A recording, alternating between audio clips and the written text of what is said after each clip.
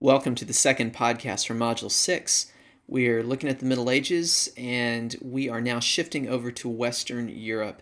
We've been over in the Byzantine Empire, over near present-day Turkey, and now we're going to spend some time in present-day Germany and France and England. Look at this map. This is what we're going to start off with because it gives us an idea of what happened in the wake of the collapse of the Roman Empire. You'll recall that Rome was threatened by forces both internal and external, and this kind of represents the external forces. These are different people groups who sort of took over Western Europe after Rome collapsed, and in many ways, they were a part of Rome's collapse. These are people who fought the Romans, and there may be some familiar names on here, such as the Franks and the Visigoths and the Anglo-Saxons. But this is pretty much the situation around 500. The church was still in Rome, or there at least was still a remnant of the Catholic Church in Rome, although Constantine had set up in Constantinople. And over the next several hundred years, many of these barbarian tribes would actually be converted to Christianity. But until then, one of the unfortunate consequences of the collapse of the Roman Empire is the loss of a lot of classical learning. During this time, developing high culture is not a big priority for many of these people. It's very much about survival. And so the libraries and collected knowledge of ancient Rome in many ways falls into ruin. I want you to look at this map, however, and look at the upper left corner. We see an island to the west of Great Britain, and that, of course, is Ireland. And in Ireland, a really unique strain of Christianity emerges. There are monks who are preserving a lot of classical knowledge, even as much of Europe sort of falls into intellectual darkness. And this is one of the interesting contributions of the Irish Church during this time. Before we launch into talking about churches and cathedrals and that sort of thing, I want to explore some interesting manifestations of Christianity that happened in Ireland and look at a little bit of the art and architecture that came out of medieval Ireland. Ireland likely became Christianized in the 400s when St. Patrick came over from Great Britain and began converting the Irish in droves. Christianity itself had probably originally made it to Great Britain through Roman soldiers who were stationed there during the heyday of the Roman Empire, and it continued in Britain. But Patrick is known in legend as the first major Christian missionary to Ireland. And Christianity turned out to be a really good fit for the Celtic peoples who lived in Ireland. These are people who both loved heroic stories about people sacrificing their lives for the good of others, and also really had a close tie with nature. And what Patrick was able to offer to them in Christianity was a religion that at its center has the story of a hero who sacrificially offers himself up. He also taught about the created world being good and reflecting the glory of God, and this also appealed to the Irish people. So the gospel spread like wildfire, and in Ireland, Christianity took on a unique form that it didn't really have in other parts of Europe. You had these Irish Christians looking to practice their faith in very bold ways. So some Irish Christians went out evangelizing people, and when they ran out of people to evangelize, they got kind of depressed because they no longer had the chance to be martyred. Many saw the martyr's death as the ultimate way to follow Christ, the ultimate way to be like him. So when they ran out of opportunities for martyrdom, they would enter into substitute martyrdoms, substitute ways to sort of sacrifice their lives. And one of these ways was by going into seclusion, going into kind of a self-imposed exile to a lonely place, and there they would pray for the souls of people that they would never meet, and they would commune with God and sort of offer up their lives in a different way. Now, the problem with the Irish is, at least stereotypically, that they are kind of gregarious and like fellowship. So Often this Irish seclusion didn't last very long, and so you would have Irish holy men and women going off by themselves, and eventually people would gather around them. And so the natural Irish spirit for community led to the founding of monasteries. Here's an image of a monastery that's on the River Shannon called Clonmacnoise. And here you can see some of the characteristic architectural expressions of Irish Christianity. That conical tower, that round tower you see in the distance, is very much a common motif in Irish monasteries. And also these crosses in the cemetery, you might recognize the Celtic cross, a cross that is intersected by a circle. In fact, this very recognizable symbol of Irish Christianity was also one of its greatest art forms that peaked in something called the High Cross. This would be a cross that was heavily decorated with sculptures, not only just on one side, but on front, back, top, bottom, well, probably not the bottom, but all sides. And you can see a great example of this in the Mirdach cross from the 900s. And all the imagery in this cross is symbolic and referencing, as far as we can tell, Bible stories. Some of it we don't know, and we're just guessing at. But it seems pretty obvious. For example, in the center of this cross is a crucifixion image, and we see the soldier driving a spear into Christ's side. Now, these high crosses were often set up around monasteries, and there's a lot of speculation about the reason they were set up. The high cross itself is not really a tombstone marker. A lot of times it was used to mark the boundaries of monasteries, perhaps to set it off as a sacred site, perhaps to ward off evil spirits or demons. These crosses may have also marked the sites where preaching occurred, where people would gather to hear the gospel proclaimed. Now, Irish Christianity is not only pursuing an evangelistic goal, it's also pursuing an intellectual goal. For at these Irish monasteries, the light of classical knowledge is being preserved in manuscripts that are being transcribed from older texts. Remember, this is well before printing presses, so any books that are in existence have to be written by hand and copied by hand. And in many ways, these monasteries with their libraries and their manuscripts become some of the richest storehouses of knowledge in all of Europe. While the rest of Europe had intellectually collapsed, the flame of knowledge is burning brightly in the monasteries of Ireland. And it's not just biblical texts that are being preserved, it is writings of ancient Greek and Roman authors, plays and treatises on philosophy and geometry and so forth, literature. All of these things are being preserved in Irish monasteries. One of the most dramatic Irish monasteries, or at least dramatically located Irish monasteries, is on a place called Skellig Michael. There's actually a little video that you're going to watch as part of this module that will take you out to Skellig Island so you can see it. But it has a wonderful story behind it. This is a jagged crag of rock that's sticking out a few miles off the west coast of Ireland. And the ocean is pretty rough here. It is the North Atlantic, so it's stormy and cold and wet. And some of these heroic Irish Christians stood on the shore of Ireland and looked out at that jagged rock and said, you know what would be really awesome and heroic is to take a little boat out there and establish a monastery and have a place where we copy manuscripts and pray for people's souls. That would be really rockin' self-sacrifice. And that's exactly what they did.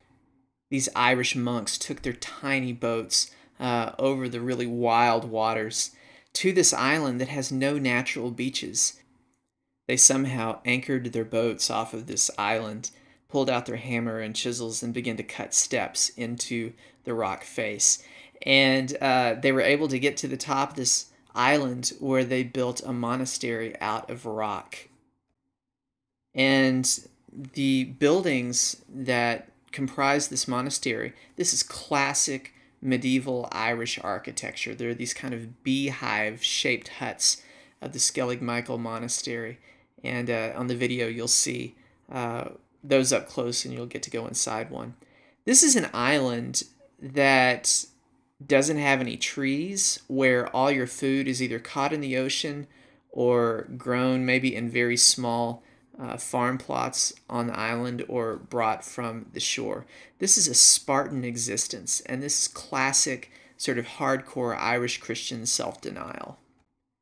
And this is certainly one of the most impressive and stirring monastery sites that you can visit today. So if you're ever in Ireland, you might try to take a boat ride out to Skellig Michael. It's very, very cool.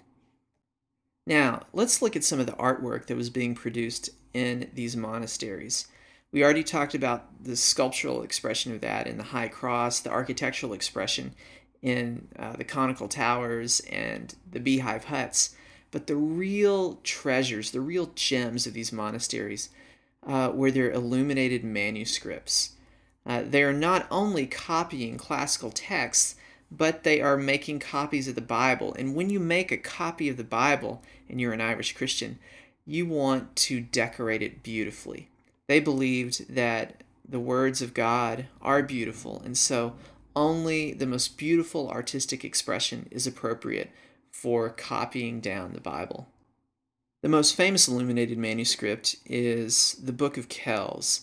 This is located, you can go today and see it. It's in the library of Trinity College in Dublin, Ireland, and it is absolutely lavish. Most of these manuscripts were not copied down or drawn on paper, but on animal skins. These skins were dried and scraped and prepared, and only the most precious inks and pigments were used in creating the images on these manuscripts. And if you look at this image from the Book of Kells, you can see on the left is what is called the Chi-Rho page. Again, we have the Greek letters Chi, the X looking letter, and the Rho, the sort of curly looking P towards the bottom. Although they're not stacked as we saw on the earlier Chi-Rhos, they're separated here. And they are lavishly embellished with beautiful colors and intricate detailing and knot work. There's a close-up of one of the pages from the Book of Kells on the right-hand side here, sort of a dragon-looking shape. Here, in these illuminated manuscripts, we have embodied the idea that the Word of God is beautiful and is worthy of meditation. Think of how long it took to make some of these pages, months and months and months of designing it and actually inking and painting these works. Just great stuff, and really medieval Ireland's most significant contribution to art history. All right, grand tourists, let's leave Ireland and go down to continental Europe and look at some of the expressions of faith that are going on there. Before we start talking about church architecture, I wanted to mention a really important figure, not only in Christianity but also in world history at this time. This is a guy named Francis of Assisi. He's an Italian from the little town of Assisi. His dad was a rich clothing merchant, and he grew up basically a nobleman's son. He was kind of a party boy, had lots of daddy's money to throw around, and people liked having him around. He had a great singing voice, and he was a lot of fun, and caroused a whole lot. And this kind of shallow guy ends up going off to war, and he comes back changed. He starts spending a lot of time alone. He starts paying attention to beggars and lepers. There are stories about him, for example, meeting beggars on the road and taking off all of his nice clothes and giving those to the beggar and taking the beggar's clothes.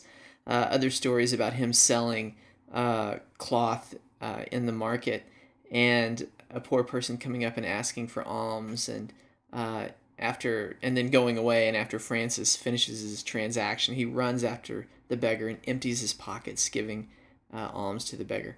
So he started to be really transformed. There's stories about him hearing God's voice. He heard this voice saying, "Francis, rebuild my church." And Francis took that literally. He started going around to small ruined churches throughout the Italian countryside and physically rebuilding them.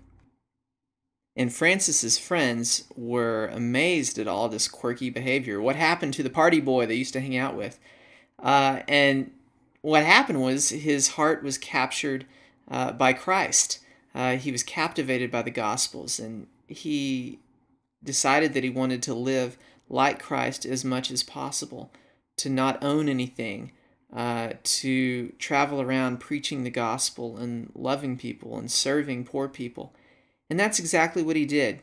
And while this confused a lot of people, it drew other people to him. He ended up founding a monastic order, which we know today as the Franciscans. And he had followers, and they took these vows of simplicity and poverty. And they owned nothing. They would beg for their food, and they would travel around seeking the poorest of the poor, the people on the bottom rung of society, to serve. In fact, the official name of the Franciscans is the OFM, the Order of Friars Minor. The minor friars, the least of the brothers. They consider themselves the least of anybody on earth. Now, all of this did not sit well with the father of Francis, who was concerned about his son giving their family a bad name. And there's a really dramatic story about Francis that he took off all of his clothes, gave them to his father, and walked out of town completely naked, saying essentially that you can have back what is yours, but I belong to God. Now, the way Francis does Christianity is really unique and really inspiring, and has been to a lot of people over the years. Francis was someone who loved nature, and he would spend a lot of time roaming through fields and forests, and he considered every aspect of nature to be his brother or sister. He reasoned that since God made people, and also God made birds and trees and streams and that sort of thing, that means that nature and people both have God as their father, which means that everything in nature is a sibling to mankind. So he would address different things in nature as brother or sister. So he might say brother bird or brother wolf or sister water. So he had these kind of cool poetic names for everything, and sometimes it was even a little bit extreme.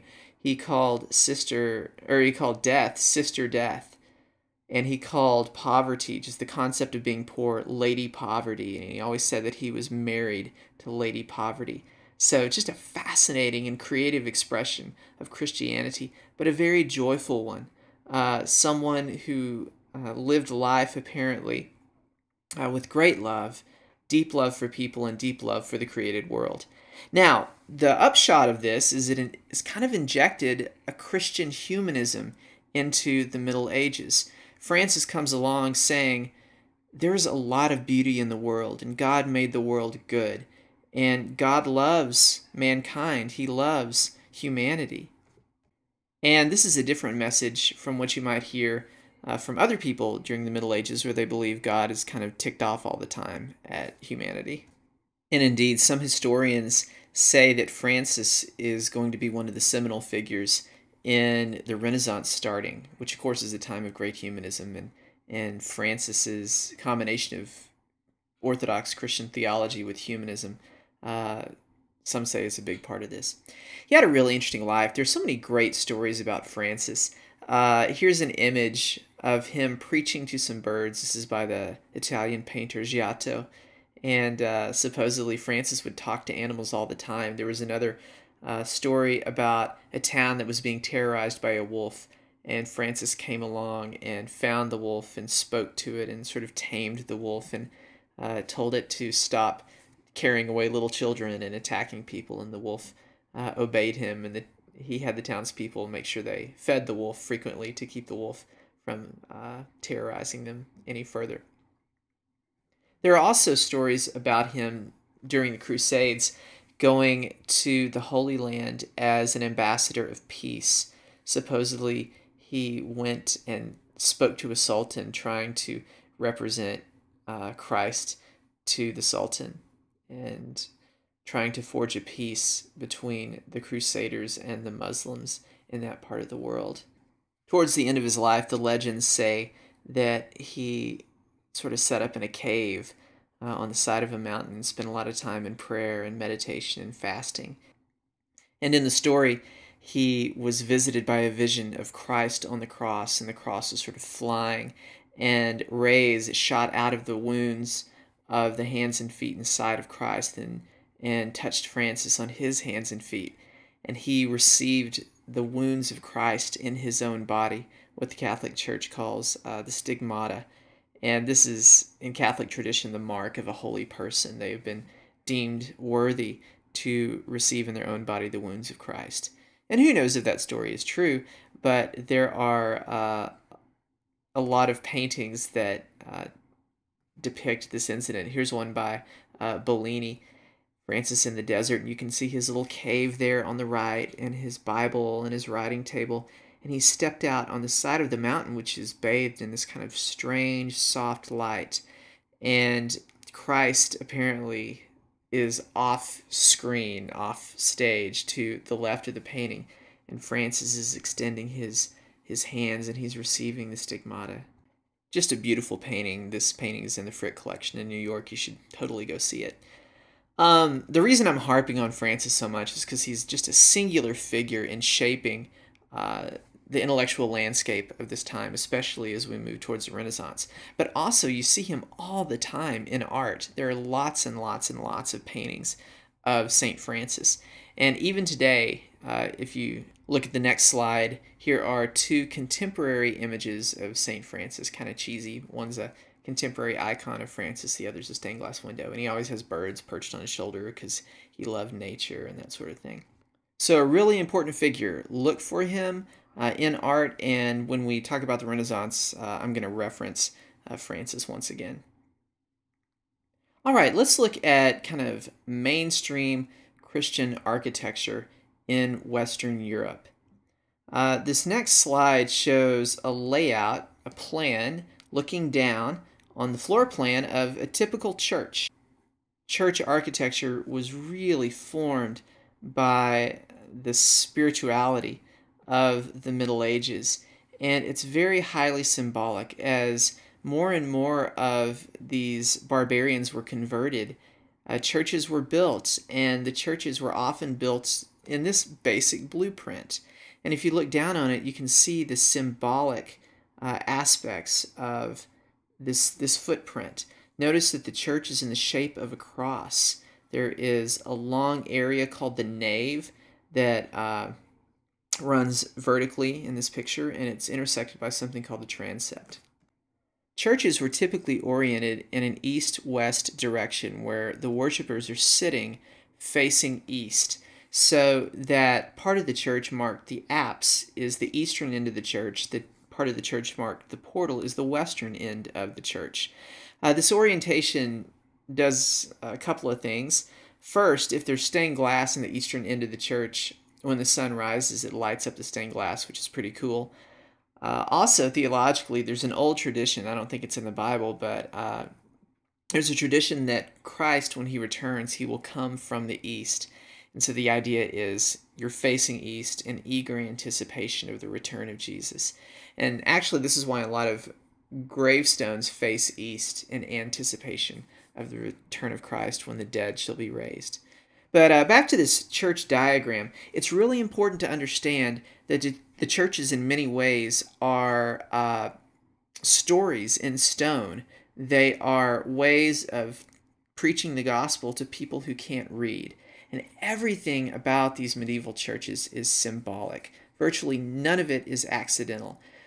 So going back to this idea of the cruciform shape or cruciform plan of the church, the holiest parts of the church are where the head of Christ might be if he were actually crucified on the cross. The area marked the apse, that's the semicircular east end of the church.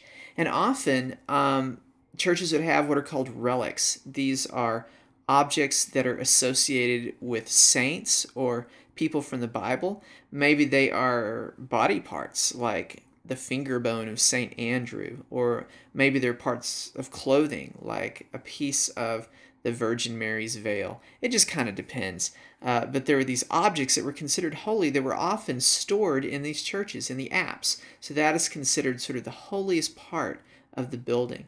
And often the altar is there, and that's where the priest prepares communion and prays over communion and then he kind of walks forward from the apse to present it to the congregation.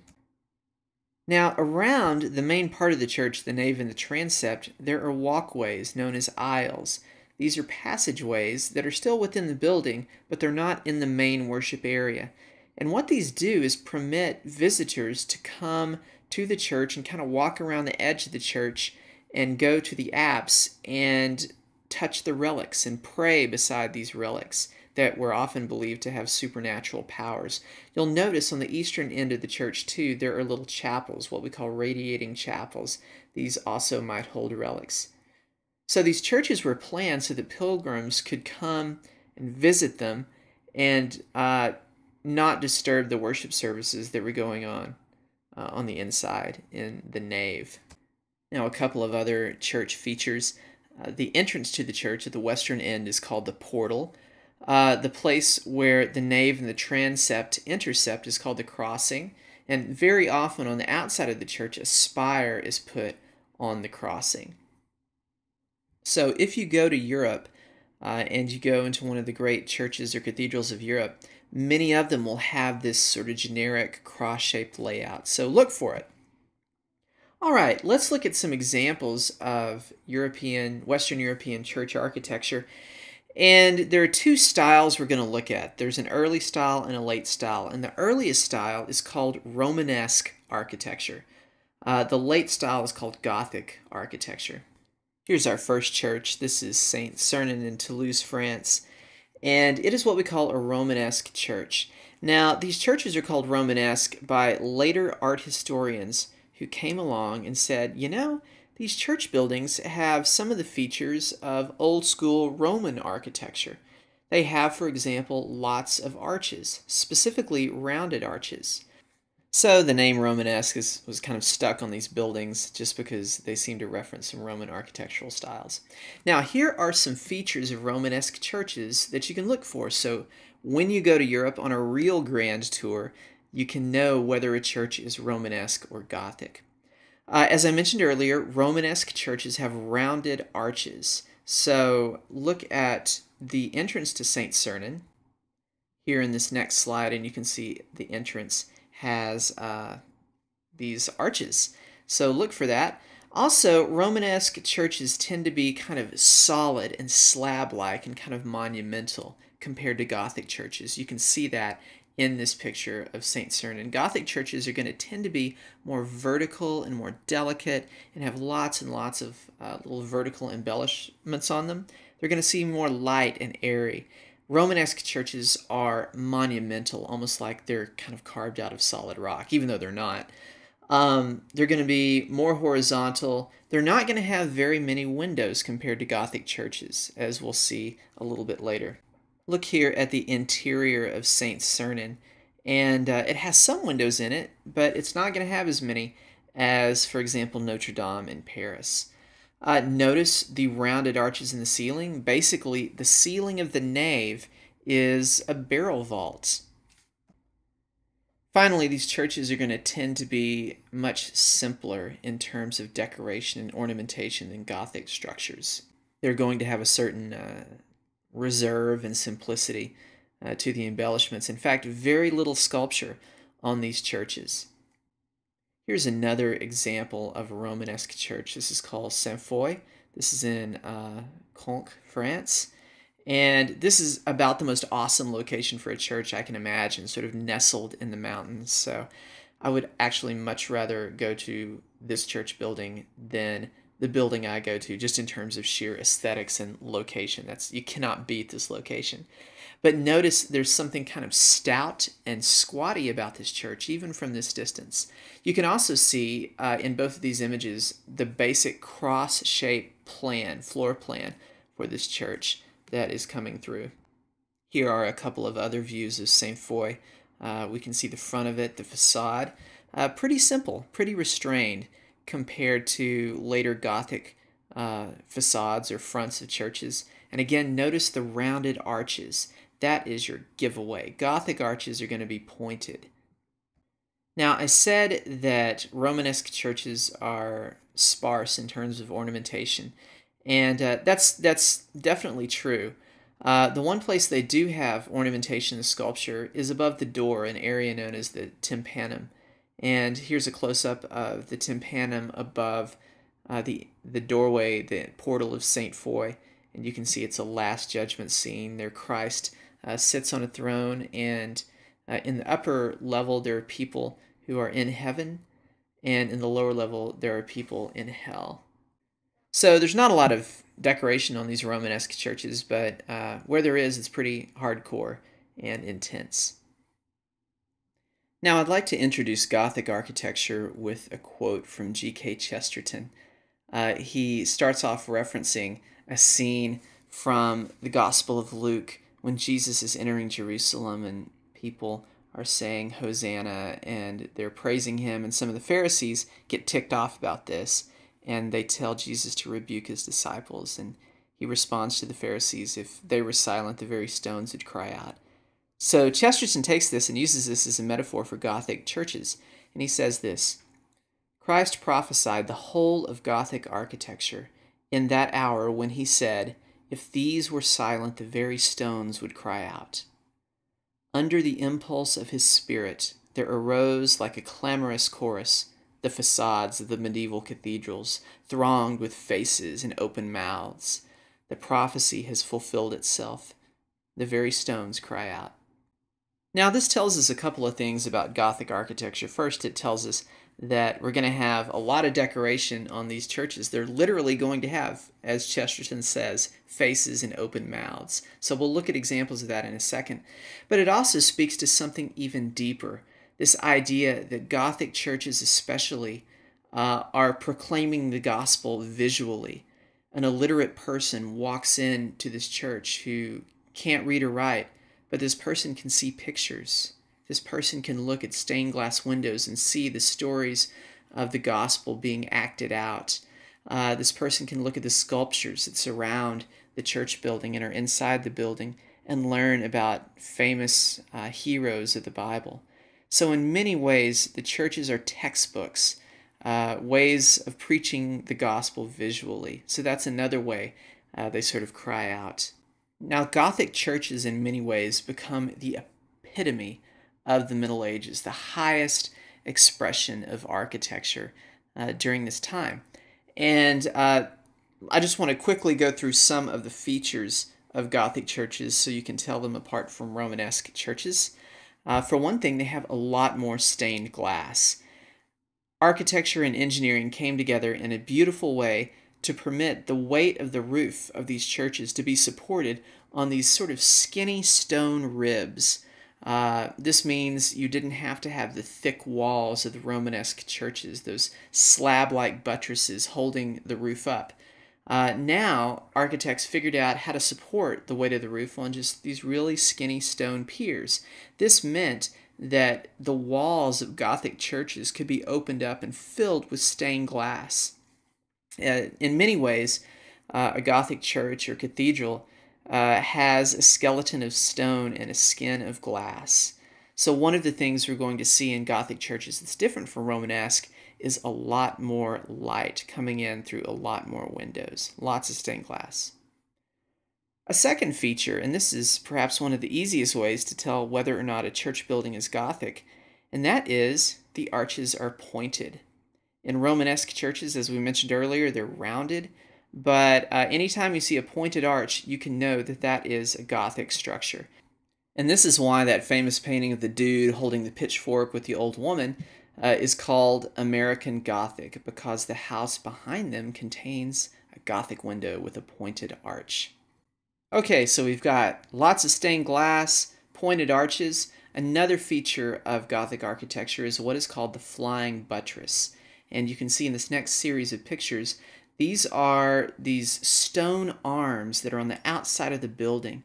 And these are helping support the weight of the building. Remember, it is a skinny stone skeleton that is supporting the weight of the roof. And to help distribute that weight into the ground, these extensions have been added onto the outside of the building. And the forces of the roof travel down through these little stone ribs, then into the flying buttresses and into the ground.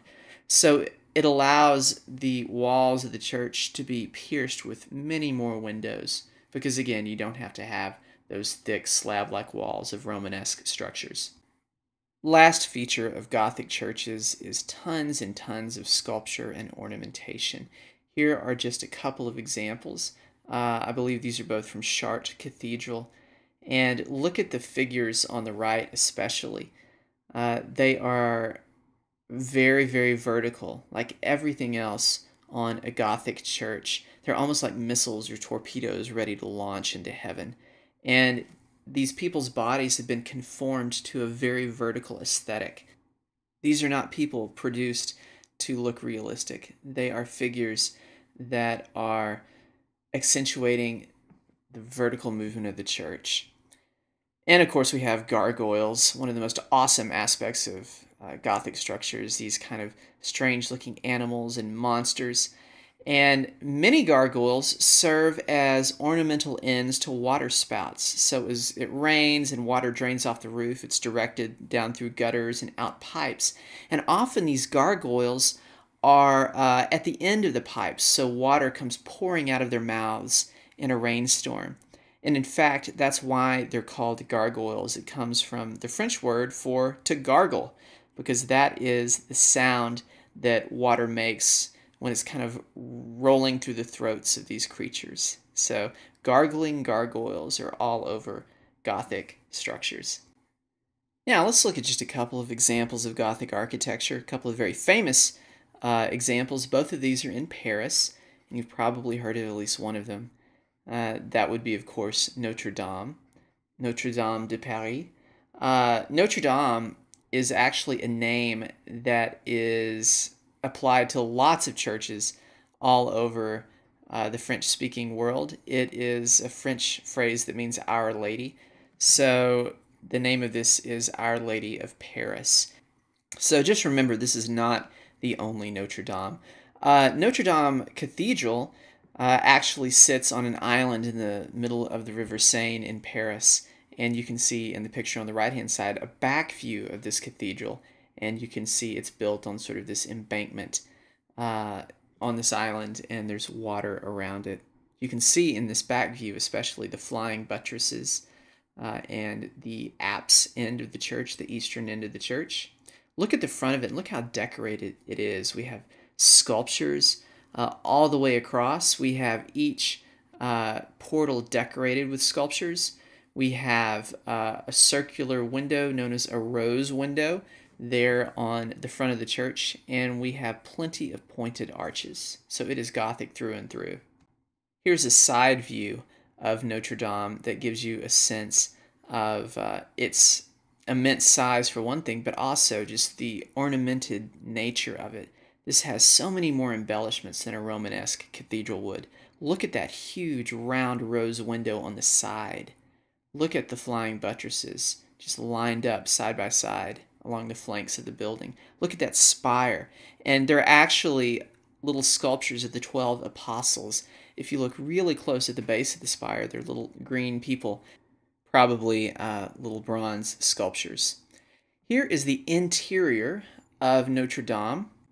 We are looking down the nave towards the eastern end, and you can see the stained glass windows there on the end. You can see the gently pointed arches along the sides, and you can also see, if you look up at the ceiling, those skinny stone ribs that are supporting the weight of the roof. Classic Gothic features.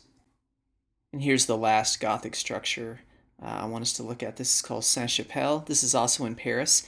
This is a much smaller church building. Supposedly, it has the crown of thorns that Jesus wore as its primary relic, and it was built to house the crown of thorns. Who knows if it's the actual crown of thorns, but they sure did build a beautiful church around it. And Sainte-Chapelle is basically a celebration of stained glass. That's what it's most famous for. So look inside here and you can see the walls are made of colored glass, and it's just gorgeous. If you go to Paris, I really recommend stopping at Sainte-Chapelle. I actually like it better than Notre Dame. And of course the outside you can see is total Gothic all the way. Lots of little ornamented spires and embellishments and that kind of thing. Well, that wraps up Gothic architecture and our exploration of the Middle Ages. I hope you've been able to see in the images that we looked at that far from being a dark period in culture, there was a lot of great art and architecture that was made during medieval times. So when I talk to you next, we will be in Italy and we will be entering into the Renaissance. So I'll see you then.